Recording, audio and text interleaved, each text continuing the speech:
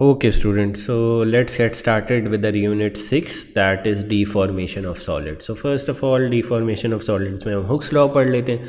Hooke's law क्या होता है बच्चों? Hooke's law basically states that force is directly proportional. Force क्या है? Directly proportional. डायरेक्टली प्रोपोर्शनल का साइन क्या होता है? ये this symbol is directly proportional to what? Extension. ठीक है, force is directly proportional to extension, but this is not the entire Hooke's law. Hooke's law अगर पूरा लिखना है तो क्या लिखोगे? Force is directly proportional to extension until limit of proportionality P is reached. ठीक है, फोर्स मतलब डायरेक्टली प्रोपोर्शनल है एक्सटेंशन के, मतलब जितनी फोर्स बढ़ाओगे उतनी एक्सटेंशन बढ़ती जाएगी. ठीक है, एंड डायरेक्टली प्रोपोर्शनल का ग्राफ किस तरह होता है? Straight line passing through the origin. We have discuss this multiple times. ठीक है, और जब आप ये लिमिट ऑफ प्रोपोर्शनैलिटी का साइन हटाते हो ना बच्चों, तो हमेशा कोई ना कोई कांस्टेंट आता है. इस केस में this constant is k and we refer to this constant as spring constant और के. ठीक है, और जब आप फोर्स वर्सेस एक्सटेंशन का ग्राफ प्लॉट करोगे तो ग्राफ का जो ग्रेडियंट होगा that will give you the k की वैल्यू और द स्प्रिंग कांस्टेंट. ठीक है, अब आ जाओ के को हम डिफाइन किस तरह करते हैं. के बच्चों कभी कभार एग्जाम में डेफिनेशन आ जाती है, तो what will you define k as? It is force पर यूनिट एक्सटेंशन. ठीक है, ग्राफ से भी विजिबल है. और अगर आप फॉर्मूला को रीअरेंज करो, के को नीचे ले आओ, ई को नीचे ले आओ, ई यहाँ पे मल्टीप्लाई हो रहा है तो लेफ्ट हैंड साइड पे जाके क्या हो जाएगा? Divide.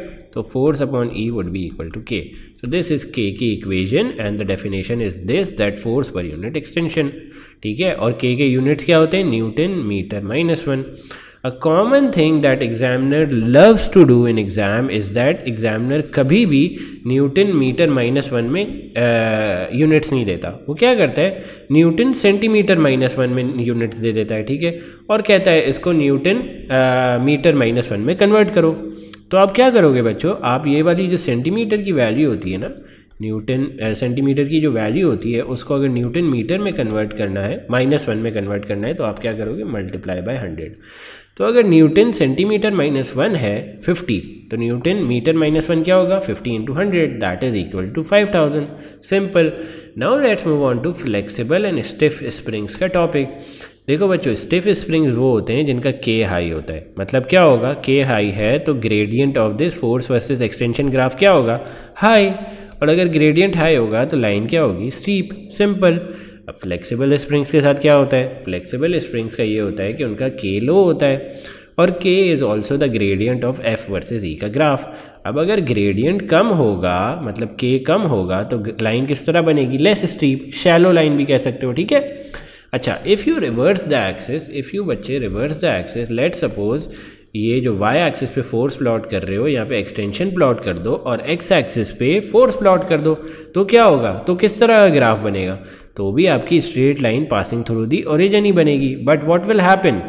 Just the thing that will change is that अब जो ग्रेडियंट आएगा ना आपका, that will be equal to 1/k. ठीक है, अगर आप एक्सटेंशन को y एक्सिस पे प्लॉट कर देते हो, फोर्स को x एक्सिस पे प्लॉट कर देते हो, तो सिर्फ ग्रेडियंट जो है ना आपका, that will be equal to 1/k, nothing else will change. ठीक है, अब बच्चों जब भी स्प्रिंग आइदर कंप्रेस होता है या स्ट्रेच होता है तो इट एक्वायर सम एनर्जी. उस एनर्जी को हम इलास्टिक एनर्जी भी कहते हैं, इलास्टिक पोटेंशियल एनर्जी भी कहते हैं, एंड मोर कॉमनली वी से इट एज स्ट्रेन एनर्जी. दोनों वर्ड्स पॉसिबल हैं. ठीक है, तो अब ये स्ट्रेन एनर्जी कैलकुलेट कैसे करते हैं बच्चों? जो आपने फोर्स वर्सेस एक्सटेंशन का ग्राफ बनाया है ना, उसके नीचे का area is strain energy. This green part is the strain energy और इलास्टिक पोटेंशियल एनर्जी, और एरिया अंडर द ग्राफ का फॉर्मूला क्या होगा? 1/2 FE. तो ये एक फर्स्ट फार्मूला है स्ट्रेन एनर्जी का, और अगर इस F को मैं KE से रिप्लेस कर दूं तो क्या फार्मूला बन जाएगा? 1/2 KE². तो ये दो फार्मूलाज होते हैं स्ट्रेन एनर्जी के, that you can use to calculate strain energy, या फिर एरिया अंडर द ग्राफ निकाल सकते हो. ठीक है, अब अगर एक्सिस शिफ्ट कर दें तो क्या होगा? Let suppose extension y axis पे है और फोर्स x एक्सिस पे, तो भी एरिया अंडर द ग्राफ जो है वो ही स्ट्रेन एनर्जी होगी. But area under this extension axis will be the strain energy, not the force वाला एक्सिस. ठीक है, मेक इट क्लियर. चलो अब आ जाओ application of the above formula. Above formula को अप्लाई किस तरह करेंगे भाई? देखो अब हमें क्या निकालना है? स्प्रिंग P और Q की हमें फोर्स गिवन है, K गिवन है, E गिवन है. हमने निकालना है ratio of strain energy in P divided by ratio of strain energy in Q. तो first of all strain energy in P निकाल लेते हैं। स्ट्रेन एनर्जी इन पी क्या लगा सकते हैं फॉर्मूला 1/2 एफ इंटू ई। एफ क्या है, एफ पी के लिए एफ है और एक्सटेंशन क्या है, एक्सटेंशन इज एफ अपॉन के। सही है, ये आ गई पी की स्ट्रेन एनर्जी। क्यू की क्या आ जाएगी 1/2 इंटू एफ अपॉन 3 के। एक्सटेंशन क्या है इसकी, एफ अपॉन 3 के। अच्छा बच्चों, यहाँ पे I forgot to tell you one thing कि ये एक्सटेंशन किस तरह निकली है। देखो एग्जाम में ना आपको सिर्फ फोर्स एंड के गिवन होगा, एक्सटेंशन आपको खुद निकालनी पड़ेगी। किस तरह निकालोगे, simple f is equal to k e लगा दोगे। अब स्प्रिंग क्यू के लिए देख लो, एफ क्या है, एफ, के क्या है 3 के। So what will be the extension come out to be, extension क्या आ जाएगी, extension would be equal to f divided by 3 k. ठीक है, इस तरह मैंने एक्सटेंशन निकाली है दोनों में। I have already written it here ताकि आप लोग के लिए इजी हो जाए। तो एक्सटेंशन आ गई और ये this is the strain energy for what, q. This is the strain energy for p. तो पी की स्ट्रेन एनर्जी को क्यू की स्ट्रेन एनर्जी से डिवाइड कर देंगे। Here we have done that. F जो है एफ से कट जाएगा, 1/2 से कट जाएगा। This F gets cut with this F, this K gets cut with this F. This 3 is in the denominator, तो ये ऊपर जाके क्या हो जाएगा, न्यूमरेटर में आ जाएगा। So the answer would be 3/1। ठीक है, you can calculate it on your own. Let's move on to another example. Example 2 में क्या है बच्चे, स्प्रिंग एक्स और वाई की हमें वापस फोर्स और के और ई दी हुई है। ठीक है, तो what we can do now, strain energy का सिंपल वही फॉर्मूला लगा सकते हैं, 1/2 के यू स्क्वायर लगा दो या फिर 1/2 एफ ई लगा दो। The answer will come out to be same. यहाँ पे मैंने कौन सा लगाया है, 1/2 के ई स्क्वायर लगाया है। तो x के लिए k क्या है, x के लिए k है 3 के, e क्या है 5f अपॉन 3 के, तो उसको स्क्वायर कर दिया। डिवाइड किससे कर दिया, 1/2 इंटू के क्या है 9 के, x के e क्या है 7f डिवाइडेड बाई 9 के स्क्वायर। तो 1/2 gets cut with 1/2, k gets cut with 1 gets cut with this. ठीक है, और when you square this you get this answer 25 divided by 3 and 49 divided by 9। You divide both of them and you achieve a final answer of 75 divided by 9। I hope ये वाले सवाल clear हैं। If you have any questions you can ask me in the comment below. Now let's move on to example number 3। इस तरह के सवाल भी exam में आते हैं। So what is the examiner saying to you. अच्छा, it will help you guys here कि अगर आपने प्रीवियस वाली वर्क डन वाली वीडियोज़ देखी होंगी, क्योंकि इसमें एनर्जी कन्वर्जन इन्वॉल्व हो रही है। ठीक है, let's suppose this is point A and this is point B and this is point C. What is the energy possessed by the object at point A? Only gravitational potential energy, क्योंकि point A पे क्या है, rest पे, तो kinetic energy तो नहीं होगी, सिर्फ ग्रेविटेशनल पोटेंशियल एनर्जी होगी। तो ग्रेविटेशनल पोटेंशियल एनर्जी क्या होती है, mgh। m किसके इक्वल है 3, g किसके इक्वल है 10, h किसके इक्वल है, ये 20 के इक्वल है। तो यहाँ पे रख दी। टोटल एनर्जी क्या आ गई 600 जूल्स। ठीक है, this gravitational potential energy gets completely converted into kinetic energy at B। ठीक है, 600 joules। अब बच्चे जब आप B से C जा रहे हो तो कुछ वर्क डन अगेंस्ट फ्रिक्शन भी होगा, क्योंकि फ्रिक्शनल फोर्स भी है। तो वर्क डन अगेंस्ट फ्रिक्शन किस तरह निकालते थे, पिछली वीडियो में मैंने आपको पढ़ाया था, force of friction into distance travelled by the ball या ऑब्जेक्ट। ठीक है, तो फोर्स ऑफ फ्रिक्शन क्या है 2, डिस्टेंस क्या है 20, तो force of friction and work done against friction क्या आ जाएगी 40 joules. And this will get minus from the kinetic energy. तो 40 माइनस कर दिया 600 से, तो कितना बच गया 560 जूल्स। अब ये 560 जूल्स किस में कन्वर्ट हो जाएगा, this will get converted into the strain energy और elastic potential energy of the spring. ठीक है, स्प्रिंग का हमें के क्या गिवन था 30 न्यूटन सेंटीमीटर -1, तो इसको न्यूटन मीटर -1 में क्या करना था 100 से मल्टीप्लाई करके करना था। This is a newton metre -1 का के। ठीक है, अब ये काइनेटिक एनर्जी बच्चे जो है, ये जो 560 आई है after subtracting the work done against friction, gets converted into what, it gets converted into strain energy. अब स्ट्रेन एनर्जी का फॉर्मूला क्या होता था 1/2 इंटू के यू स्क्वायर, या 1/2 एफ ई भी कर सकते हो। ठीक है, यहाँ पे 2 स्प्रिंग्स हैं, so we multiply the strain energy by 2, simple. ठीक है, now what happens, the 2 gets cut with 2, 560 divide हो जाएगा 3000 से, और ई जो है हम अंडर रूट करके निकाल लेंगे। तो ई क्या आ गया 0.43 metres, simple. Now let's move on to the concept of additional strain energy. एडिशनल स्ट्रेन एनर्जी बच्चों क्या होती है, लेट्स सपोज आपके पास एक स्प्रिंग है, या फिर हाँ स्प्रिंग है, आपने उस पर एक फोर्स लगाई and it gets an extension of E1। अब आप फोर्स बढ़ा देते हो, you increase the force to F2, extension भी E2 पे बढ़ जाती है। तो ये जो एडिशनल स्ट्रेन एनर्जी आई है ना, this additional area of the graph, this is called the additional strain energy, जो मैं ब्लू में कलर कर रहा हूँ। This is the additional strain energy. और इसको कैलकुलेट किस तरह करेंगे? Bye calculating the area under the graph. अब मुझे क्या कोई बताएगा ये ब्लू वाला एरिया है क्या चीज़? दिस इज़ अ ट्रेपीजियम, ठीक है। और ट्रेपीजियम का एरिया किस तरह निकालते थे, याद है? 1/2 into sum of parallel sides into, I guess the space will get messy here, into height, ठीक है। चल let me drag this to a newer place. Trapezium के एरिया का क्या फॉर्मूला होता था? 1/2 into sum of parallel sides into height, ठीक है। यही होता था फॉर्मूला, यही हम यहाँ पे लगा देते हैं, ठीक है, simple. Now let me put this G here, okay.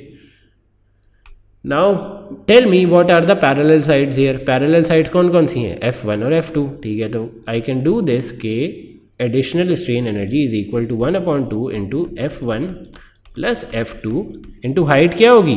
ये वाली चीज़, E2 minus E1, E2 minus E1। अच्छा, अब मुझे बताओ, can I replace F1 by KE1? Yes, I can do that.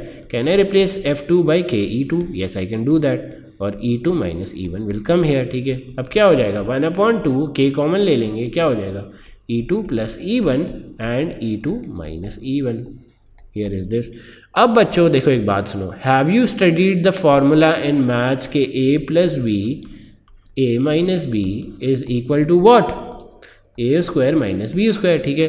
तो यही फॉर्मूला बच्चे यहाँ पे लगा देते हैं। हमारे पास A की जगह क्या है? E2, B की जगह क्या है? E1। तो ये क्या हो जाएगा? 1/2 K E2 square minus E1 square. This is the formula for what? Additional strain energy, ठीक है। क्लियर है किस तरह ड्राइव हुआ है formula?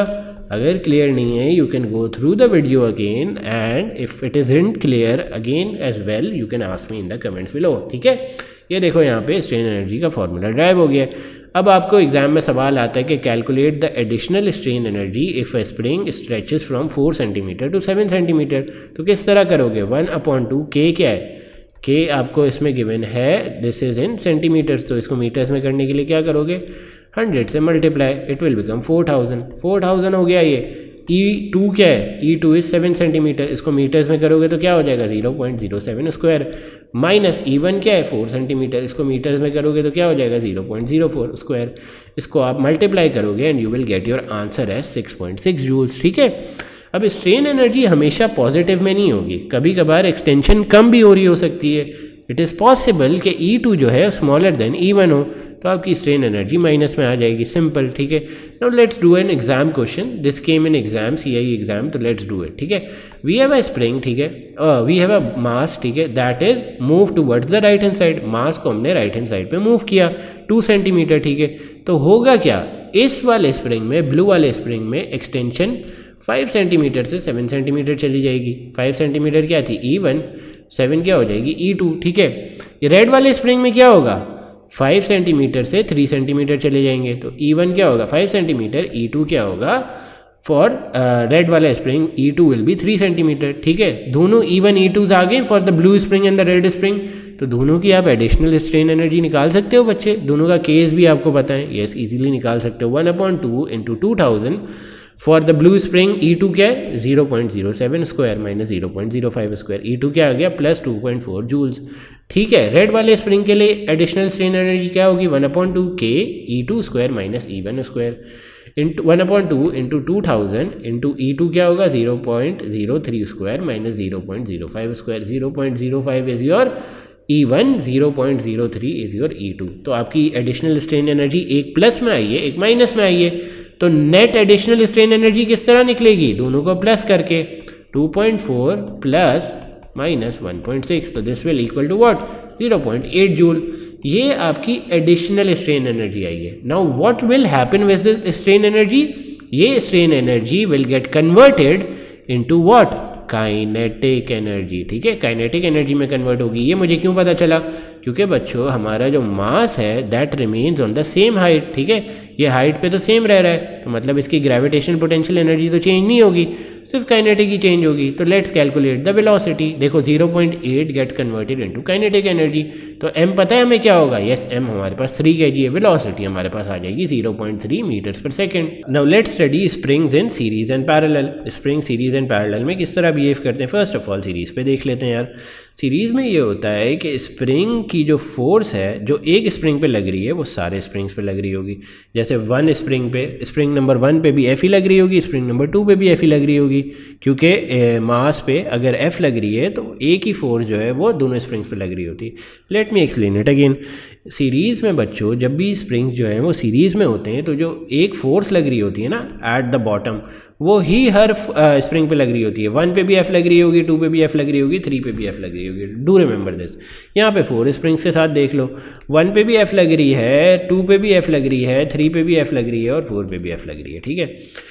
Second property about series is that इसमें हर स्प्रिंग की एक्सटेंशन सेम होती है, ठीक है। हर स्प्रिंग की एक्सटेंशन सेम होती है, ठीक है, क्योंकि सेम फोर्स लग रही है, hence extension will be same. E E E E E, इसमें भी ई होगा, इसमें भी ई होगा, इसमें भी ई होगा, इसमें भी ई होगा, ठीक है। और टोटल एक्सटेंशन क्या होती है स्प्रिंग में, सब का सम, ठीक है। फॉर 2 स्प्रिंग्स टोटल एक्सटेंशन क्या हो जाएगी, 2e। For 3 springs total extension क्या हो जाएगी, 3e। For 4 springs total extension क्या हो जाएगी, 4e, ठीक है। अब बच्चों आपको एक बात याद है कि F is equal to k E was are initial formula, ठीक है। अब अगर मैं F कांस्टेंट कर दूं, देखो हर किसी में F कांस्टेंट है, ठीक है। अगर मैं F कांस्टेंट कर दूं तो मुझे बता सकते हो K और E आर किस तरह related, they are inversely proportional, ठीक है, इनवर्सली प्रोपोर्शनल है, ठीक है। तो अगर E जो है वो इंक्रीज कर रहा है सीरीज में तो K क्या करेगा, डिक्रीज, ठीक है, बाय द सेम फैक्टर। तो let's see for the first spring. First spring में E जो है 2E पे चले गया है। एक स्प्रिंग की एक्सटेंशन कितनी थी, E, 2 की कितनी हो गई, 2E। तो एक स्प्रिंग का K क्या था, K, 2 स्प्रिंग का K क्या हो जाएगा, 1/2K, ठीक है। देख रहे हो जितने फैक्टर से एक्सटेंशन बढ़ रही है उतने ही फैक्टर से K जो है वो डिक्रीज हो जाएगा। तो ये this is basically inverse proportionality, ठीक है। अच्छा, and let's see the second spring as well. Second spring में बच्चों एक स्प्रिंग में एक्सटेंशन कितनी है, E। अगर 3 स्प्रिंग लगाए थे तो एक्सटेंशन कितने पे बढ़ गई, 3 पे, ठीक है, मल्टीप्लाई बाय 3 हो गई। तो बच्चों K अगर इन्वर्सली प्रोपोर्शनल है तो K अगर इनिशियली K था तो इन्वर्स प्रोपोर्शनैलिटी के हिसाब से ये कितने में हो जाएगा, 1/3K। जितने फैक्टर से एक्सटेंशन बढ़ेगी उतने फैक्टर से K जो है वो कम होगा, because they are inversely proportional. Now let's do spring 3 with me. Spring 3 में एक्सटेंशन को क्या हुआ है, E से इंक्रीज करके 4E चली गई है, तो K को क्या हो जाएगा, K डिक्रीज करके 1/4K पे चले जाएगा, ठीक है। Is it clear. For series आपने एक बात याद रखनी है कि हर स्प्रिंग पे सेम फोर्स लग रही है, हर स्प्रिंग की एक्सटेंशन विल गेट प्लस्ड, और जितनी एक्सटेंशन बढ़ेगी उसके सेम फैक्टर से K जो है वो कम हो जाएगा, ठीक है। Now let's move on two springs in parallel. Spring in parallel में बच्चों द फोर्स रिमेन्स डिवाइडेड, ठीक है, फोर्स डिवाइड हो जाती है अमंग ऑल स्प्रिंग्स, ठीक है। देखो let me zoom out because this has broken down the diagram, ठीक है। For some reason OneNote has broken down the diagram. क्या होगा बच्चों कि फोर्स जो है F अगर यहाँ पे लग रही है तो अगर 2 स्प्रिंग्स हैं तो it will get divided into F/2 and F/2, half इधर चली जाएगी, हाफ इधर चली जाएगी। अगर 3 स्प्रिंग्स हैं और फोर्स F लग रही है तो फोर्स 3 हिस्सों में डिवाइड हो जाएगी, F/3, F/3, F/3, ठीक है। अगर फोर्स डिवाइड हो जाती है ना बच्चों तो एक्सटेंशन भी उसी प्रोपोर्शन में डिवाइड हो जाती है, ठीक है। लेट सपोज यहाँ पे हाफ फोर्सेस जा रही हैं तो एक्सटेंशन भी यहाँ पे इस वाले में हाफ होगी, इस वाले में हाफ होगी, ठीक है। तो आपने बेसिकली क्या समझा कि पैरेलल में extension gets divided, extension plus नहीं होती जैसे इधर सीरीज में हो रही थी, जितने आप स्प्रिंग्स लगाते जाओगे उतनी ईज प्लस होती जाएंगी। नहीं, इस तरह नहीं होता। पैरेलल में क्या होता है, पैरेलल में जैसे अगर आपने 2 स्प्रिंग्स लगाए ना तो एक्सटेंशन अगर इनिशियली E थी तो अब क्या हो जाएगी, A/2, ठीक है। और हमें क्या पता है K and E are inversely proportional, ठीक है। तो अगर E जो है हाफ टाइम्स गिर गया है तो K को क्या होगा, K will increase by 2 times, ठीक है, K विल बिकम 2K, ठीक है। अब अगर आपने एक स्प्रिंग की जगह 3 स्प्रिंग लगा दिए तो क्या होगा, extension will get divided in 3 springs. E से एक्सटेंशन क्या हो जाएगी, E/3, ठीक है। और अगर एक्सटेंशन 1/3 से डिक्रीज कर गई है तो k कितने फैक्टर से बढ़ेगा, इंटू 3 टाइम से, k विल बिकम 3k, ठीक है। Is this clear to you guys? Parallel में the extension gets divided by the number of springs and in series extension gets plus, जितने स्प्रिंग लगाते जाओगे उतनी एक्सटेंशन प्लस होती जाएगी। और k किस तरह निकालना है, जितनी एक्सटेंशन बढ़ेगी उसके ऑपोजिट आप k निकाल लोगे, ठीक है। तो ये देखो इसमें यहाँ पे k इज़ 2k, यहाँ पे k इज़ 3k, ठीक है। And one more thing that I would like to tell you here is that बच्चों you might see some signs such as kc and et, तो इसका कोई घबराने का मतलब नहीं है। et is basically total extension. जब भी सीरीज़ और पैरेलल में स्प्रिंग्स लग जाते हैं तो we replace e by et, that basically means total extension. और kc is the combined spring constant. ये कब यूज़ होता है, जब आपके पास पैरेलल और सीरीज़ में स्प्रिंग्स एक साथ होते हैं, ठीक है। Now let's do some questions, ठीक है। Now let's do some series plus parallel combination के क्वेश्चन, ठीक है। अब ये देखो बच्चों, फोर्स क्या लग रही है, F, ठीक है। तो पैरेलल में 2 स्प्रिंग्स हैं तो 2 में डिवाइड हो जाएगी, F/2 हो जाएगी, एक्सटेंशन भी 2 में डिवाइड हो जाएगी, E/2, ठीक है। F यहाँ पे लग रही थी तो सीरीज़ में क्या लगेगी, कंप्लीट F, एक्सटेंशन क्या होगी, E। अब वापस 2 स्प्रिंग्स आ गए तो क्या हो जाएगा, फोर्स डिवाइड हो जाएगी, एक्सटेंशन भी डिवाइड हो जाएगी, E/2। फिर एक सीरीज़ में लगा हुआ है तो इसमें पूरी फोर्स लगेगी E एंड F, ठीक है। तो टोटल एक्सटेंशन क्या हो गई, E plus E/2 plus E plus E/2। So what does this equal to बच्चों, दिस इक्वल्स टू 3E, ठीक है। अब E कितने टाइम्स बढ़ा है, E बढ़ा है हमारा 3 टाइम्स, ठीक है। 3 टाइम्स बढ़ा है ना, तो K कितने टाइम्स कम होगा, 1/3 टाइम्स, ठीक है। इन्वर्सली प्रोपोर्शनल है। E अगर 4 ही चले जाएगा तो K क्या हो जाएगा, 1/4K, ठीक है। इसी तरह लेट सपोज E जो है वो 3/4 हो जाता है तो K क्या हो जाएगा, K will become the inverse of this 4/3K, ठीक है। क्लियर हो रही है बातें, आपने इन्वर्स कर देना है बस, because they are inversely related. चलो अब इस पार्ट पे आते हैं, सेकंड क्वेश्चन पे। यहाँ पे F लग रहा है, सीरीज़ में क्या होगा, पूरी फोर्स लगेगी और एक्सटेंशन भी पूरी होगी, FE। अब 2 चीज़ों में डिवाइड हो जाएगी क्योंकि ये पैरेलल स्प्रिंग्स लग गए, E/2 एंड F/2, ठीक है। फिर वापस सीरीज़ में आ गया तो F और E। फिर वापस 3 पैरेलल में आ गए तो फोर्स कितने में डिवाइड हो जाएगी, 3 में, और एक्सटेंशन कितने में डिवाइड हो जाएगी, 3 में। अब पैरेलल में 2 स्प्रिंग्स वापस आ गए तो क्या होगा, फोर्स 2 हिस्सों में डिवाइड हो जाएगी और एक्सटेंशन भी 2 हिस्सों में डिवाइड हो जाएगी। तो टोटल एक्सटेंशन कितने हो गई बच्चे, E से लेकर आप किधर चले गए, 10/3E। तो K को क्या हो जाएगा, K विल बिकम 3/10K, ठीक है। अगर E जो है 10/3 से मल्टीप्लाई हो रहा है तो ये क्या हो जाएगा, 3/10 से मल्टीप्लाई, सिंपल, ठीक है। ये यहाँ पे लिखा हुआ भी है, यू कैन सी हियर। अब आ जाओ थर्ड एग्जाम्पल पे। थर्ड एग्जाम्पल पे क्या है बच्चों, थर्ड एग्जाम्पल में फर्स्ट 2 स्प्रिंग्स तो सीरीज में लगे हुए हैं तो F एंड E पूरी फोर्स आ रही होगी, पूरी एक्सटेंशन आ रही होगी। सेकंड में थर्ड में जो है वो 3 स्प्रिंग्स पैरेलल में लगे हुए हैं तो फोर्स भी 3 में डिवाइड हो जाएगी और एक्सटेंशन भी 3 में डिवाइड हो जाएगी। फोर्थ क्या है, फोर्स है और एक्सटेंशन है, सीरीज में लगा हुआ है तो पूरी फोर्स आएगी, पूरी एक्सटेंशन आएगी। फिर पैरेलल में you can see the extension and force gate divided, तो पूरी एक्सटेंशन क्या हो जाएगी, 23/6, E बिकम्स 23/6E। तो K क्या हो जाएगा, K विल बिकम 6/23K, ठीक है। इन्वर्स मल्टीप्लाई कर देते हो, ठीक है। I hope it is clear. अब आ जाओ नेक्स्ट सेट ऑफ सवाल्स पे। नेक्स्ट सेट ऑफ सवाल्स के लिए I will like to zoom out क्योंकि थोड़े से कट गए, ठीक है। अब हमने क्या करना है, we need to calculate if the spring experiences different amount of force, ठीक है। कोई मसला नहीं है, we can do that as well. Let suppose हमारी इस दफ़ा फोर्स जो है वो F नहीं लग रही, वो 2F लग रही है। Let me zoom in a bit, I can't find the perfect resolution for this, ठीक है। फोर्स अब जो है 2F हो गई तो पैरेलल में क्या हो जाएगी, F डिवाइड हो जाएगी। एक्सटेंशन क्या हो जाएगी, force is equals to KE। तो अगर फोर्स हमारी F आ रही है क्योंकि पैरेलल में ऑब्वियसली 2 स्प्रिंग्स हैं तो 2 हिस्सों में फोर्स डिवाइड हो जाएगी ना, तो F divided by K will equal to your extension, ठीक है। अच्छा, ये सीरीज़ में तो पूरी फोर्स लग रही होगी 2F लग रही होगी तो KE के इक्वल क्या हो जाएगा, 2F divided by K is equals to your E। और ये क्या हो जाएगी, थर्ड स्प्रिंग भी सीरीज़ में तो इसकी क्या एक्सटेंशन हो जाएगी, 2F डिवाइडेड बाई K। इसमें हमने फार्मूला लगा के निकाली हैं ईज, क्योंकि basically it experiences different forces, ठीक है। मतलब 2F लग रहा है तो FF डिवाइड हो रहा है, so we try to put in the formulas and then calculate E, ठीक है। अब सपोज करो, अच्छा अब टोटल एक्सटेंशन क्या आ गई आपके पास, total extension becomes 5F divided by K, ठीक है। अब इसमें हम इन्वर्स नहीं कर सकते, इसमें हमें फार्मूला लगाना पड़ेगा, ठीक है। दिस इज़ फॉर, ये कब हम फार्मूला लगाते हैं, जब हमारे पास डिफरेंट फोर्सेस लग रही होती हैं। मतलब क्या कि जब हमारे पास स्टैंडर्ड, यहाँ देखो यहाँ पे सब में F लग रही थी ना, तो हमने सिंपल इन्वर्स करके सब निकाल लिया। जब F के अलावा कोई फोर्स लग रही होगी ना, जैसे 2F 4F 6F, तो आप क्या करोगे, आप फार्मूला लगाओगे, ठीक है। अब एक्सटेंशन आपके पास है, टोटल फोर्स क्या थी, F is equal to KE, total force क्या थी 2F, K क्या है हमें निकालना है, K is the K combined KC, E क्या है, E total is the 5F into K, ठीक है। This F gets cut with this F, तो क्या हो जाएगा 2K divided by 5 is your combined spring constant, ठीक है। समझ आ गई कब फार्मूला लगाना है, फार्मूला तब लगाना है जब आपकी फोर्स जो है वो F से कोई डिफरेंट वैल्यू हो, ठीक है। क्यों F से कोई डिफरेंट वैल्यू, क्योंकि हमने यहाँ पे सपोज किया था कि F फोर्स लग रही है, तो F इजिकल्स टू KE के फॉर्मूले में F हमने कांस्टेंट कर दी थी और KE को इन्वर्सली प्रोपोर्शनल कर दिया था, ठीक है।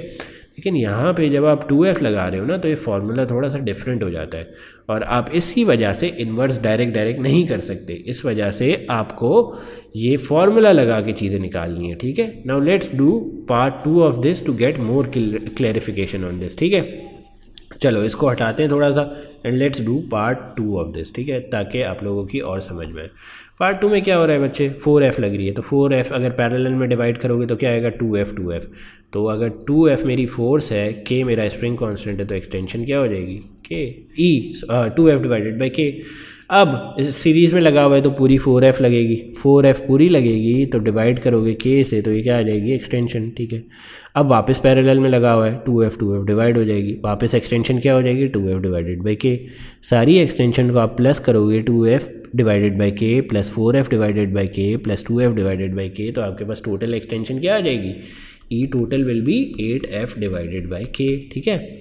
अब आप क्या लगाओगे, force is equal to KC combined spring constant जो हमने निकालना है इंटू ET।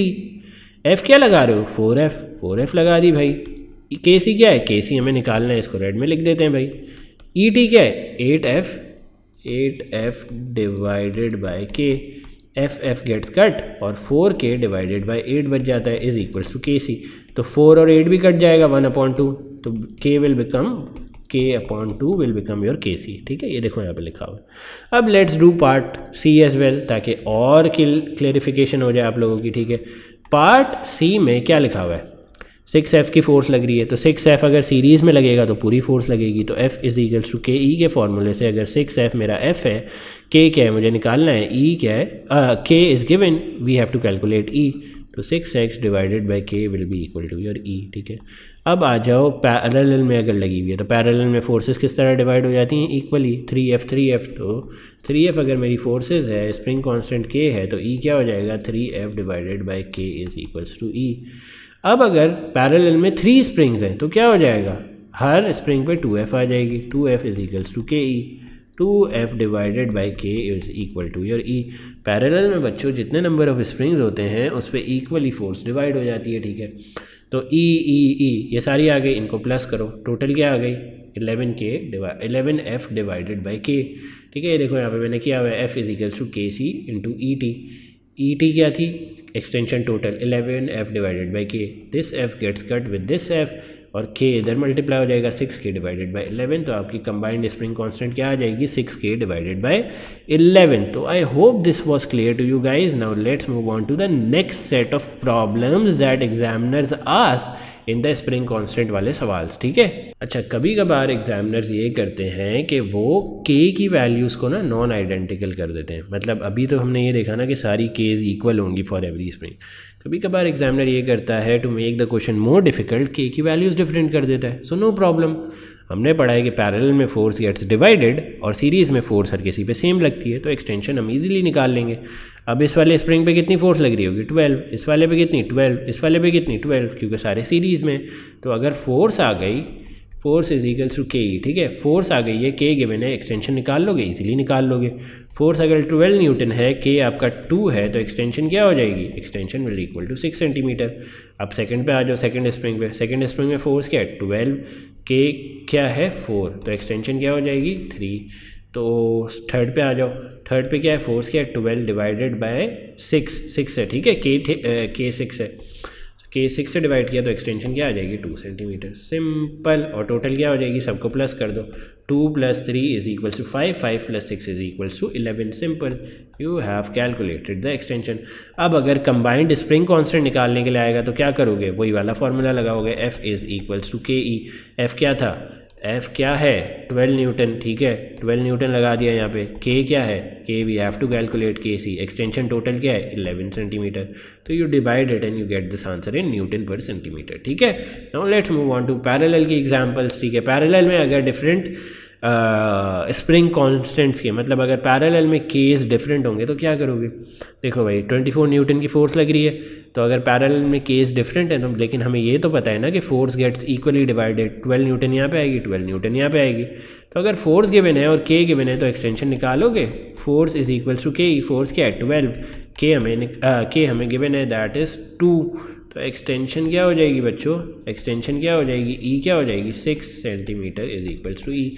अच्छा, पैरेलल में यूजुअली लोग गलती ये करते हैं कि वो पूरी 24 न्यूटन ले लेते हैं यहाँ पे instead of 12, this doesn't happen. Parallel में जो है फोर्स डिवाइड होती है according to the number of springs, ठीक है। अब ये सीरीज़ में देख लो, सीरीज़ में फोर्स 24 है, के आपका 4 है, और एक्सटेंशन बिकम 6, ठीक है।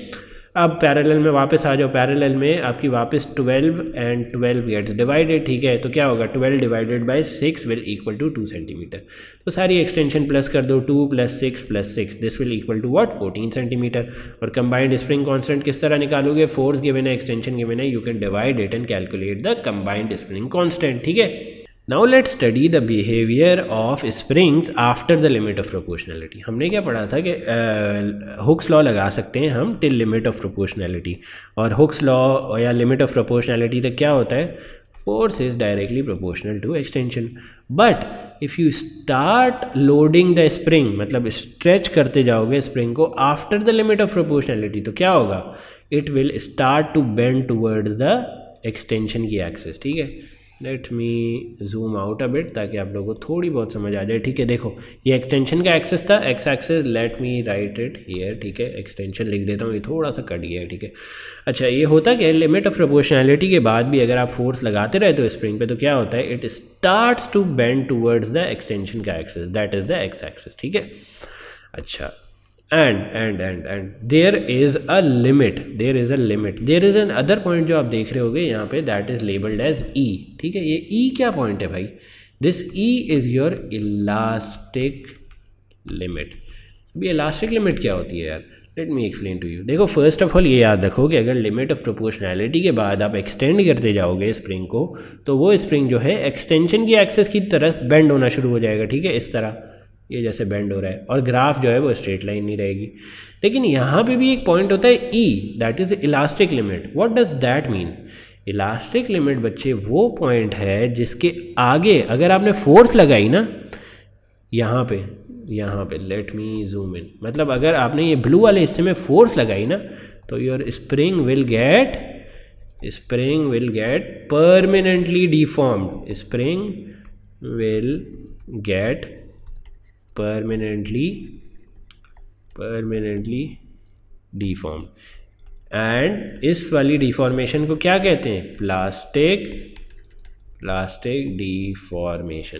बेसिकली होता ये है कि लिमिट ऑफ प्रोपोर्शनैलिटी के आगे या इस पॉइंट के आगे P के आगे अगर आप फोर्स लगाना शुरू करोगे तो फर्स्ट चीज़ क्या होगी, फर्स्ट चीज़ ये होगी कि ग्राफ जो है वो कर्व एक्सटेंशन की एक्सिस की तरफ बेंड होना शुरू हो जाएगा, ठीक है। एक्सटेंशन की एक्सिस की तरफ बेंड होना तो शुरू हो जाएगा, बट परमानेंट डिफॉर्मेशन नहीं होगी until point E। Permanent deformation से मतलब ये होता है कि P से लेकर E तक ना आपका ग्राफ एक्सटेंशन एक्सिस पे तो बेंड हो रहा है, बट अगर आप जो स्प्रिंग है ना उसको उससे फोर्स हटा दोगे तो it will return to its original position, ठीक है। मतलब यहाँ से पॉइंट O से लेकर पॉइंट E तक इलास्टिक डिफॉर्मेशन हो रही है। इलास्टिक डिफॉर्मेशन मीन्स व्हाट, कि अगर आप फोर्स हटा भी दोगे तो क्या होगा, spring will return to its original position, but after point E अगर आप फोर्स इंक्रीज करते रहोगे तो spring will get permanently deform. मतलब अगर आप फोर्स हटा भी दोगे तो spring won't reach to its original position, ठीक है। ये देखो यहाँ पे मैंने लिखा हुआ है, if a material is stretch further a point known as elastic point is reach. Elastic point is the furthest point until which the material exhibits elastic deformation. Elastic deformation क्या होती है कि अगर आप स्प्रिंग से लोड हटा दो तो वो अपनी ओरिजिनल लेंथ पे रिटर्न कर जाएगा, बट ये कहाँ तक होती है, till point E, that is the elastic limit. अगर आफ्टर पॉइंट ई भी आप फोर्स लगाना शुरू कर दो तो you will cause the permanent deformation in permanent extension in the spring. मतलब, और इसको क्या कहते हैं, इसको कहते हैं प्लास्टिक डिफॉर्मेशन। और एक दफ़ा प्लास्टिक डिफॉर्मेशन हो गई तो आप फोर्स हटा भी दोगे तो your spring will not return to its original position. ठीक है, is it clear? There are 2 points to remember. Limit of proportionality के बाद जो है वो ग्राफ एक्सटेंशन एक्सिस की तरफ मूव होना शुरू हो जाता है।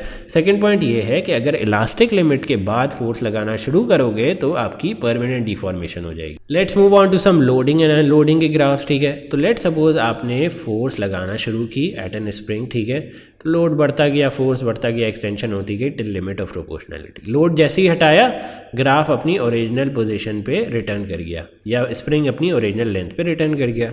चलो अब सेकंड केस देखते हैं। सेकंड केस में क्या था भाई, इलास्टिक लिमिट रीच कर गए हो आपने फोर्स लगाई और जब फोर्स हटाई तब वापस ग्राफ जो है अपनी ओरिजिनल पोजीशन पे रीच कर दिया।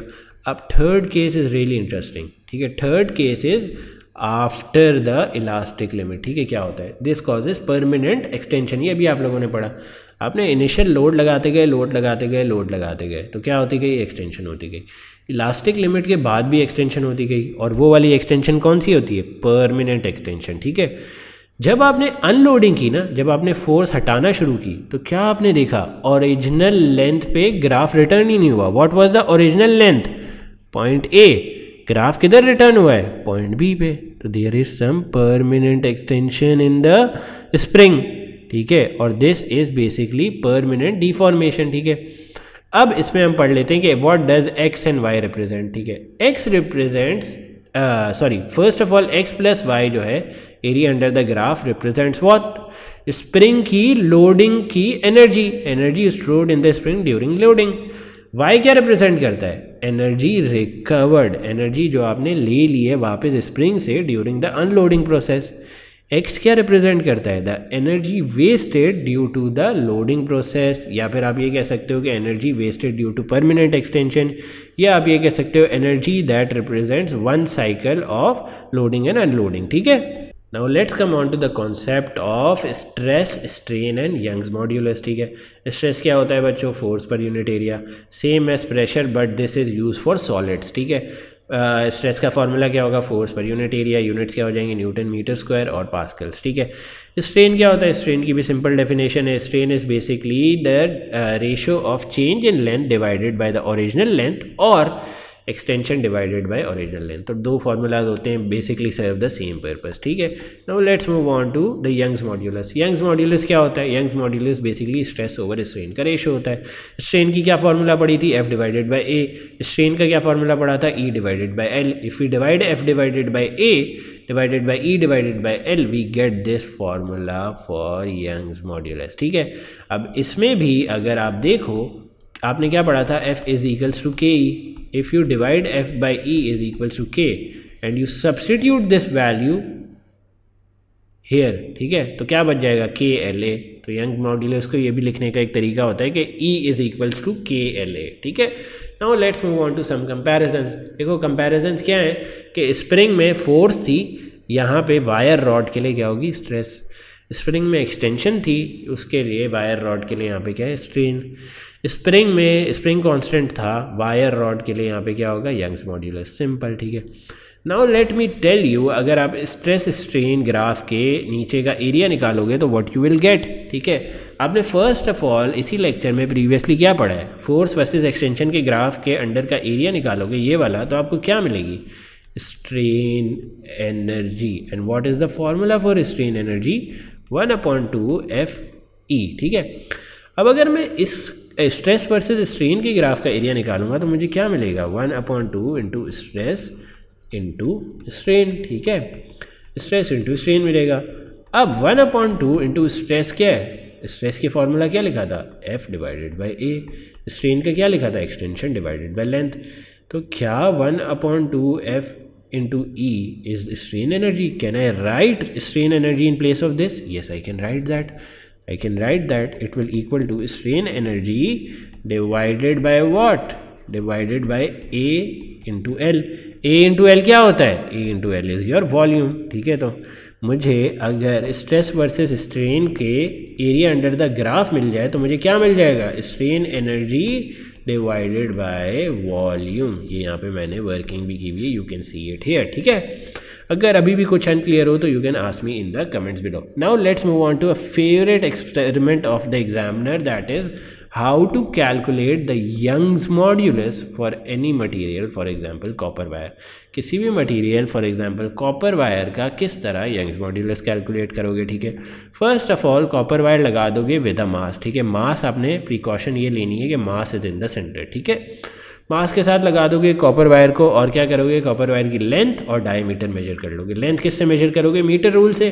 डायमीटर किससे मेजर करोगे? वर्नियर कैलिपर और माइक्रोमीटर से. ठीक है, सेकेंडली क्या करोगे? एक प्रोटेक्टर लगा दोगे यहाँ पे, that measures the degree in angles जिससे ये रोटेट हुआ है. ठीक है, और पुली का डायमीटर भी मेजर कर लोगे, दैट इज़ व्हाट? 4 सेंटीमीटर, और इसका रेडियस क्या हो जाएगा? 2 सेंटीमीटर. ठीक है, फर्स्ट ऑफ ऑल बच्चे क्या करोगे? ये जो मास लगाया ना, ये जो मास लगाया है इससे आप फोर्स निकाल लोगे. फोर्स क्या आ जाएगी? mg f × 9.81. देखो यंग्स मॉड्यूलस का फॉर्मूला क्या होता है? E is equals to f upon a divided by EL.